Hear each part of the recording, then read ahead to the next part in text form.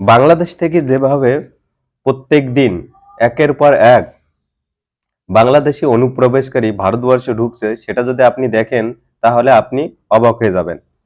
কারণ প্রত্যেক দিন হাজার হাজার বাংলাদেশি অনুপ্রবেশকারী তারা ভারতবর্ষে চলে আসছে এবং তারা এসে এই দেশে জাল ডকুমেন্ট তৈরি করছে এবং আধার কার্ড, পাসপোর্ট, ভোটার ছবি বিভিন্ন রকমের ডকুমেন্ট তৈরি করে তারা এই দেশে কিন্তু বসবাস ভাবে থেকে যাচ্ছে। কারণ তাদের তাদের বাংলাদেশেও ডকুমেন্ট আছে, আবার ভারতবর্ষেও তারা ডকুমেন্ট বানিয়ে নিচ্ছে। টাকা পয়সা দিয়ে কোনো কায়দায় কিছু করে তারা বানিয়ে নিচ্ছে, নিয়ে দুই দেশেই লেনদেন কিন্তু তারা করছে।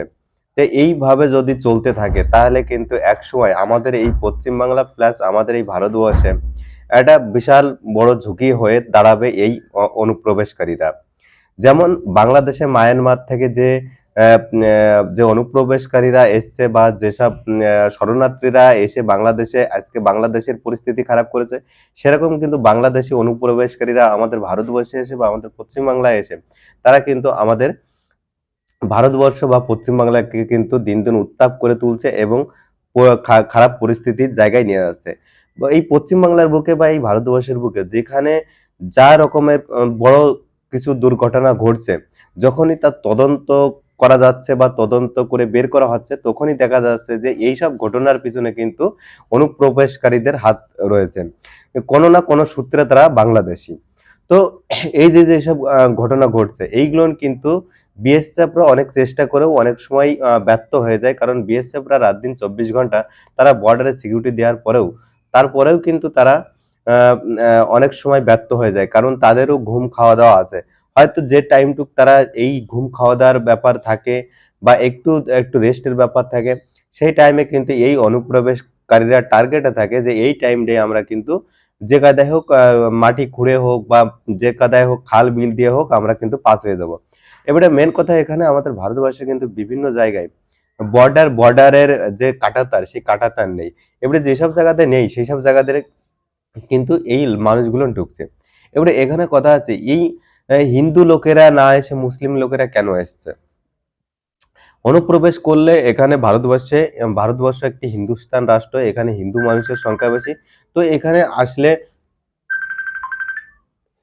আসলে হয়তো হিন্দু মানুষরা আসবে, কিন্তু মুসলিম মানুষরা কেন আসছে? এবারে কথা আছে, মুসলিম মানুষরা কিন্তু দেখবেন পৃথিবীতে যত দেশ আছে মুসলিম মানুষরা কিন্তু এইসব লুকোই চুরোই অনুপ্রবেশটা বেশি করে। কারণ তাদের তাদের ইজ্জত মান সম্মান বলতে কিছু নেই। কারণ এই যে যে বাংলাদেশি এরা আসছে, এরা দুই দেশের সুযোগ সুবিধা ভোগ করছে, প্রায় দুই দেশের বাসিন্দা হয়ে যাচ্ছে।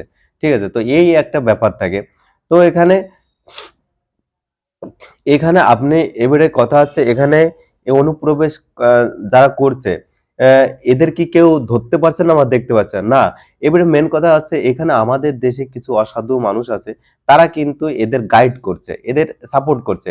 এরা যখন ওই দেশ থেকে আসছে, ওই দেশের কিছু অসাধু মানুষ তাদের সাপোর্ট করে এই দেশে পাঠাচ্ছে, আর এই দেশে কিছু অসাধু মানুষ আছে তারা এদের গাইড করে কিন্তু এই দেশে থাকার ব্যবস্থা বা কাগজপত্রের ব্যবস্থা বা কিভাবে লুকিয়ে বেড়াতে হবে বা কিছু গোপন গোপন ভাবে থাকতে হবে, সেই ব্যবস্থা কিন্তু আমাদের এই দেশের লোকেরাই করে দিচ্ছে।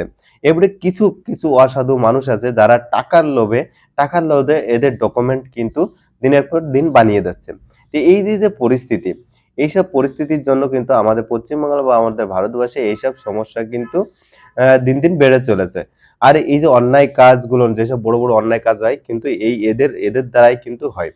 এবারে এখন ভারতের যে মেন কথা, ভারতের যেসব হিন্দুরা আছে সেই সব হিন্দুরা কিন্তু আজকে খুব বিপর্যয়ের মুখে। কারণ ভারতবর্ষে যারা চিকিৎসা হতে আসে যেসব মানুষগুলো, তাদের কাছে কিন্তু লাইভ আর বাংলা যে নিউজ চ্যানেল আছে তারা কিন্তু লাইভ সংবাদ করেছে এবং তাদের কাছে জিজ্ঞেস করেছে যে তোমরা যে এই দেশে চিকিৎসা হতে এসছো, তোমাদের কি কোনো সমস্যা হয়েছে বা তোমাদের কি কোনো প্রবলেম হয়েছে?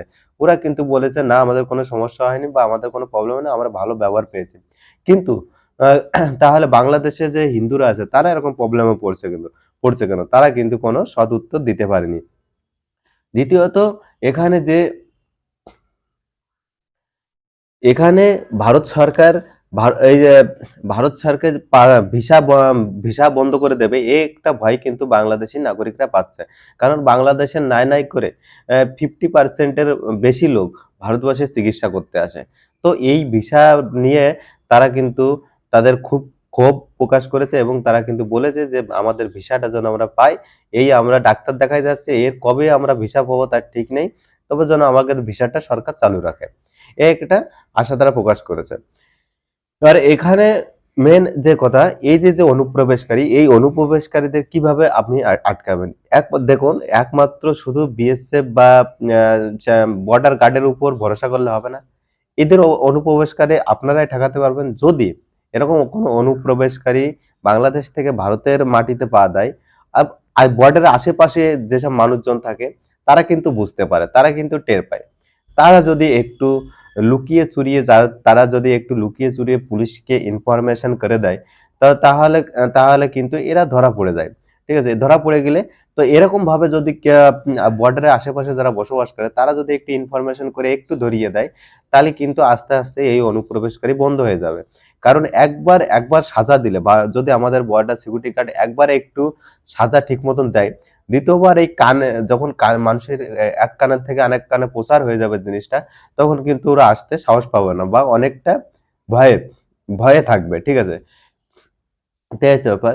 এইবার এখানে কথা হচ্ছে বাংলাদেশে দের কেন ভিসা দেবে না? ভিসা এই কারণেই দেবে না, কারণ বাংলাদেশে কিছুদিন আগে আমাদের বেলগড়িয়ার একটি কি এরকম সায়ন ঘোষ না কি একটা ঘোষ নামে একটা ছেলে, সে ঘুরতে গিয়েছিল এবং ঘুরতে যাওয়ার পরে তাকে বেধড়ক মারধর করেছে, প্লাস পাথর দিয়ে মাথা ফাটাই দিয়েছে। পাথর বলতে ওদের দেশের যে যাই হোক খোয়া টোয়া যা ছিল একটা পেয়েছে, তাই দিয়ে তাকে মেরে মাথা ফাটিয়ে দিয়েছে, প্লাস তাকে এই জায়গায় ছুরি মেরেছে, প্লাস তাকে মাটিতে ফেলে দিয়ে আচ্ছা মতন 4 5 6 জন যা ছিল তারা সকলে মিলে তাকে পাড়িয়েছে। এবং তার যে বন্ধু ছিল তার সাথে, তার যে বন্ধু বাড়ি বেড়াতে গিয়েছিল, সে বন্ধু তাকে বাঁচানোর অনেক চেষ্টা করেছে, তার বন্ধুর কাছ থেকেও মোবাইল টাকা পয়সা সব ছিনিয়ে এনেছে, কিন্তু তার সত্ত্বেও বাংলাদেশ প্রশাসন কোনো সাপোর্ট করেনি সেই ছেলেটিকে। বা বাংলাদেশ মেডিকেল যেসব প্রাইভেট মেডিকেল আছে তারাও কিন্তু তাকে চিকিৎসা করতে না করে দিয়েছে, প্লাস বাংলাদেশ যে পুলিশ আছে প্রশাসন আছে তারা কিন্তু তাকে চিকিৎসা করতে না করে দিয়েছে। তা বলুন, একজন একজন যে ঘুরতে যাবে সেই দেশে, একজন যে বেড়াতে যাবে, তো সে কিসের ভরসায় যাবে? গিয়ে তো তার জীবনটাও চলে যেতে পারে না? তো এই একটা ভয় কিন্তু তার মধ্যে আছে। সেই জন্য আজকে বাংলাদেশ সরকার ভিসা চালু রাখলেও ভারত সরকার কিন্তু ভিসা দিচ্ছে না। কারণ যদি বাই চান্স আমার দেশের ছেলের একটা কোনো ক্ষতি হয়ে যায়, বাংলাদেশ সরকার, বাংলাদেশ এম্বাসি না বা কোনো এর দায়ভার নিতে পারবে। ঠিক আছে, তো ভিডিওটা ভালো লাগলে অবশ্যই লাইক শেয়ার কমেন্ট করবে।